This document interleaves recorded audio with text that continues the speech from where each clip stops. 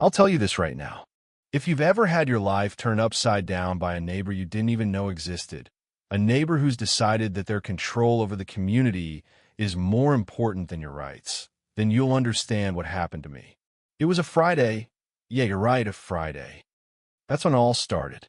I drove 2 hours to my dead wife's favorite place on earth, the cabin that her grandfather built with his own hands.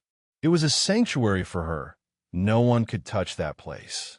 But when I got there, when I walked into that cabin I'd spent so many quiet weekends in, there was some stranger standing in my living room with bolt cutters in his hand, smiling like he owned the place. And the worst part, the lock I'd installed with my dad's help, it was lying in the dirt like some dead animal. The door was wide open, inviting anyone to come inside, mess around, and destroy everything I held dear. I stepped inside, and everything was wrong. The furniture was shoved around. Sarah's photos turned face down on the floor. And there she was, Brenda Kowalski, the HOA president, the actual villain of this story, standing there with that smug little smile on her face, waving her clipboard like she was some sort of authority. "Your dues were 3 days late," she says, her voice sickly sweet. Section 12.4 permits emergency access. I had no idea what that meant, but I sure as hell knew what this meant. A complete invasion of my personal space, my history. I didn't even get a chance to react before two guys, tactical vests, sidearms, the whole deal, stepped out of my bedroom like it was their job to intimidate me. Brenda, that tennis-visored little tyrant, froze. That was the moment when her smug face turned from self-satisfaction to pure terror. It was beautiful, but before I get ahead of myself, let me rewind a little. Let me tell you how we got to this point. Grab a seat. It's a long story. My name's Nate Harmon. I'm a 52-year-old semi-retired machinist. I've been widowed for 4 years after cancer took my wife, Sarah, far too young. The cabin? That was her grandfather's place, built in '67 with cedar he split himself. It wasn't just some old building. It was part of our family's history, our soul.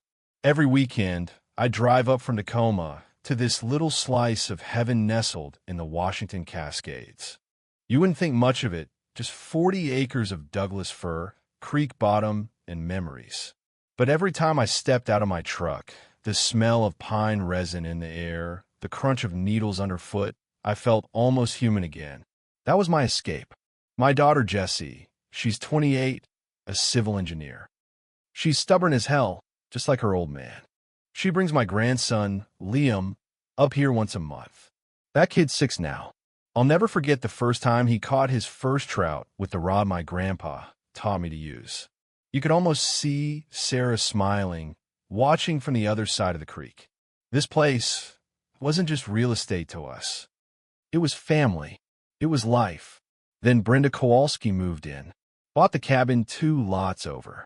Just a year and a half ago, I get a knock on my door, and here she is, all fresh off selling some tech startup shares, wearing a platinum bob haircut, probably worth more than my mortgage.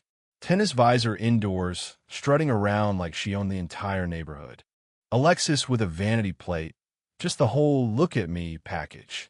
3 months in, and she's the HOA president. And she's got big plans for modernizing the neighborhood.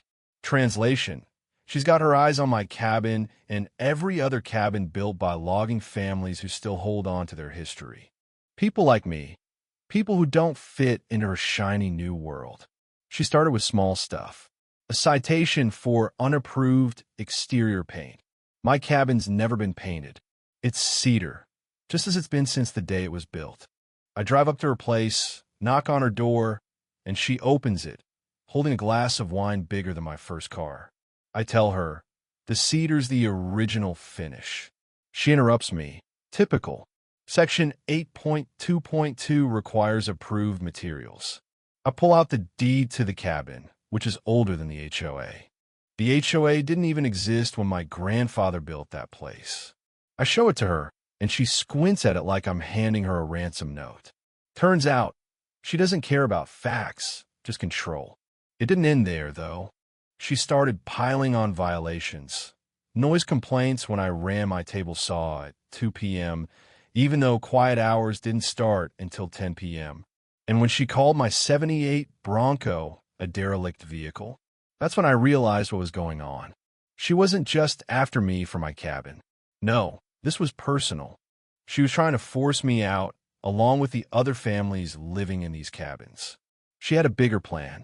The land was worth more to her if it was empty, and she was determined to get it that way. One night, my buddy Glenn, a 62-year-old fishing guide with a voice like gravel in a blender, corners me at the diner. She's run off 3 families already, he says. All creekfront, all sold cheap. Cascade Retreats bought him. They're flipping these places into Airbnbs. The cold settled in my chest like ice water. The pieces started coming together. This wasn't about rules. It wasn't about community standards. This was about making money. And I was next on her list. 2 weeks after Glenn's warning, I get a certified letter. A notice of an emergency HOA meeting. Something I wasn't even invited to. And the kicker? They wanted a $15,000 infrastructure assessment on all pre-1990 cabins. A tax on history. A tax on my family. For properties in the neighborhood qualified as pre-1990. Mine, Ed's, Carmen's, and one other. Convenient, huh? And the firm that would do the inspection? Brenda's nephew, an unlicensed kid who couldn't even spell structural integrity. The whole thing reeked of corruption. I call my friend Rita, a retired courthouse clerk with a way of finding mistakes in legal filings like a cat spotting a mouse. She agreed to help me for a flat fee. 2 days later, she calls me, laughing so hard I could barely understand her. They didn't give you the proper notice, she said.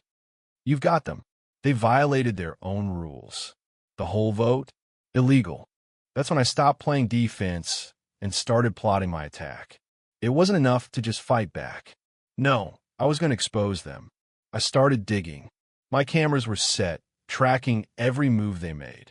I caught Brenda's nephew literally creating the foundation damage he had reported.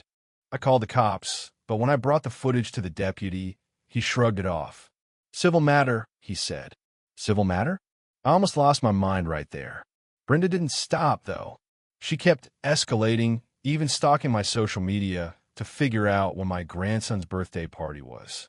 She scheduled another inspection for the day of Liam's big celebration. I wasn't having it. Glenn volunteered to house sit. I set up my cameras inside the cabin, extra security, just in case. Then the unthinkable happened. Brenda broke in. She took pictures of everything. Through my windows, my doors, like she had the right to invade every inch of my property. I wasn't going to let this go. It was time to make her pay for everything she had done. I called Sheriff Roy, a guy who had helped me with some small repairs around the shop. He had been watching Brenda's behavior for a while. I explained everything to him. How her husband was using their construction company to buy up properties under distress. How she was driving families out for profit. Roy didn't say much, but he agreed to help me catch her. It was time to set the trap. I'm going to stop here for now, but trust me, this is just the beginning. Things got even crazier after that. But that's for later. Stay tuned.